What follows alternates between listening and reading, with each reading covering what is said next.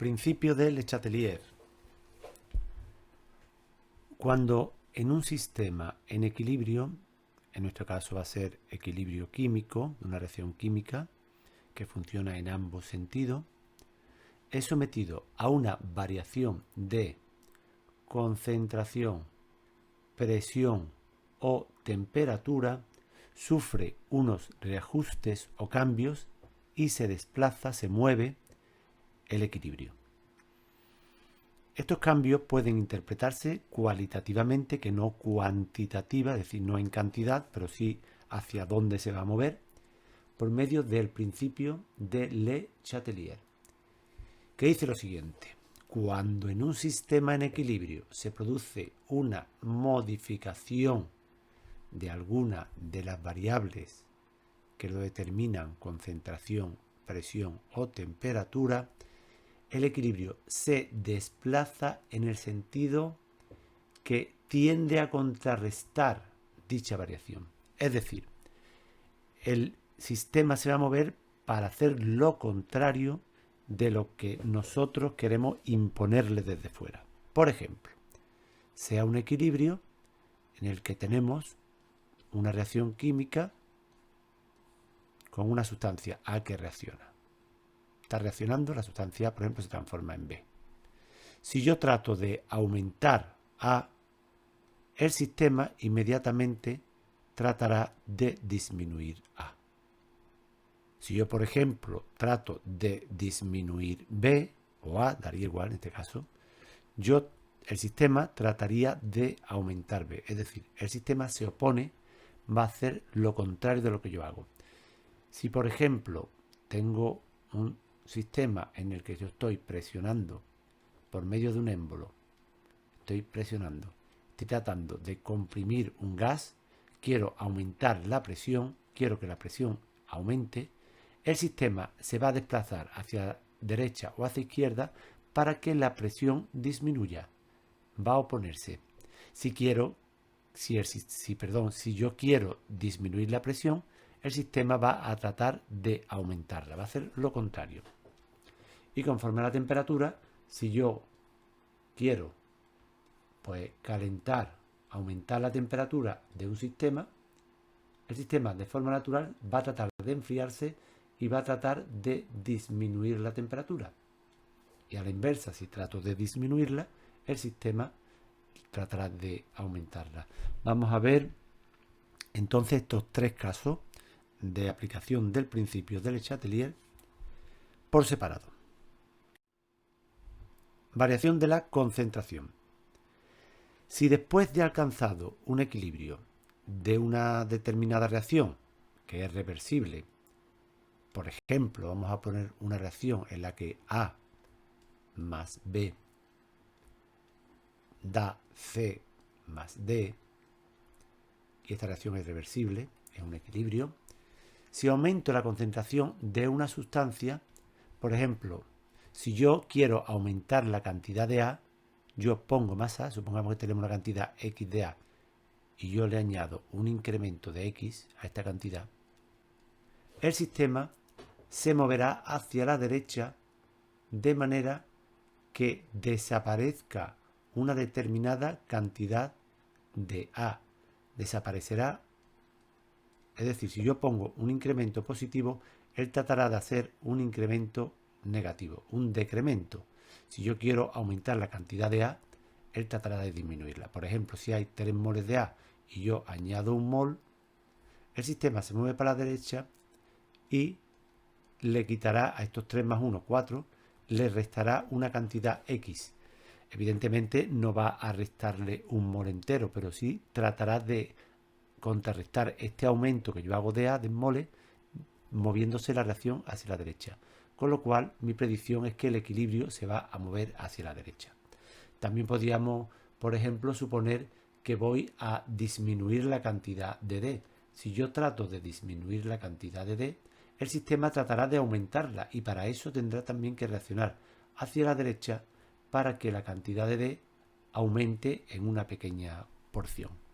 Así es como funciona el equilibrio químico cuando yo lo altero, cambiando las concentraciones. El equilibrio se mueve hacia derecha o hacia izquierda para hacer lo contrario de lo que yo pretendo desde fuera. Variación de la presión.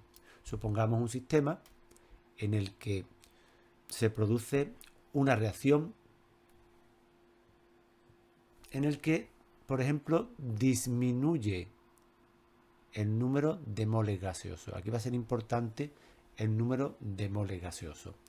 Por ejemplo, una reacción en la que disminuya el número de moles gaseosos es esta, en la que el nitrógeno, por ejemplo, más el hidrógeno forma en un equilibrio amoníaco.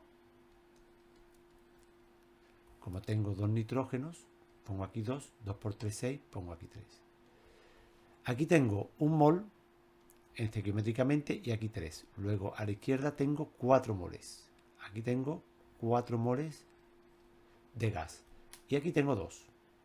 Luego de 4 a 2, hacia la derecha disminuye el número de moles. Si yo tratara de aumentar la presión, claro, al aumentar la presión, yo lo que hago es que comprimo el gas y lo que hago es que reduzco el volumen con un émbolo, por ejemplo, apretando por aquí hacia abajo, aplicando una fuerza hacia abajo, comprimo y aumento la presión. Entonces, claro, el sistema, para liberar presión, lo que hace es que se van uniendo los átomos y disminuye el número de moles. Es decir, que al aumentar la presión, el sistema se irá hacia la derecha para disminuir el número de moles y reducir así la presión. En este sistema, si yo disminuyera la presión, es decir, tirara del émbolo hacia arriba, el sistema se vería libre y ahora trataría de moverse hacia donde hay más moles. Es algo así como que si yo mantengo muy apretados, porque aumento la presión, a los átomos que hay reaccionando, el sistema va a tratar de que haya menos átomos.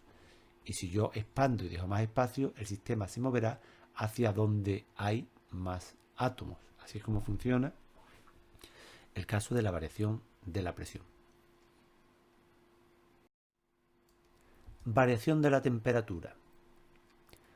Al variar la temperatura ocurre una cosa curiosa, y es que la constante de equilibrio cambia. Aquí el equilibrio se modifica porque cambia la constante. En los casos de variación de presión o variación de concentración no cambia la constante. Sencillamente el equilibrio se reorganiza. Pero en este caso sí, con la variación de temperatura cambia la constante de equilibrio y entonces el equilibrio se modifica. Vamos a ver cómo se modificaría. Pues depende de si la reacción es endotérmica o exotérmica, porque el equilibrio se desplazará generando o consumiendo la energía térmica para oponerse a lo que queremos hacer. Supongamos una reacción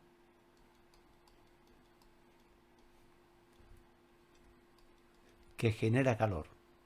Esta sería exotérmica.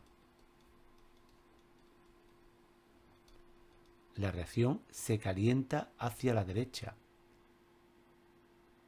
Es decir, se calienta hacia la derecha porque sale calor aquí y se enfría hacia la izquierda porque se consume parte de ese calor.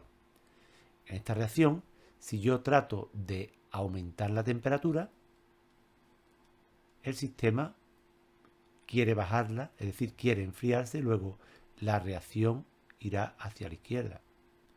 Y si yo trato de disminuir la temperatura, pues el sistema, para generar este calor de aquí, tendrá que desplazarse hacia la derecha. Diferente es el caso en que una reacción endotérmica consume calor, más, por ejemplo, el reactivo A, pues da el reactivo B. Aquí los reactivos y los productos dan igual. Lo que importa es dónde aparece el calor. De manera que esta reacción, cuando B se transforma en A, desprende calor, luego hacia la derecha se calienta y consume calor cuando se genera B, luego hacia la derecha se enfría. Y aquí podríamos hacer el análisis similar. Si yo aumento la temperatura, la reacción tratará de bajarla, enfriándose, y eso es hacia la derecha. Si yo disminuyo la temperatura, por el principio de Le Chatelier, el sistema se opone tratando de generar calor, y eso lo hace desplazando el equilibrio hacia la izquierda. Pues eso es todo en cuanto al principio de Le Chatelier.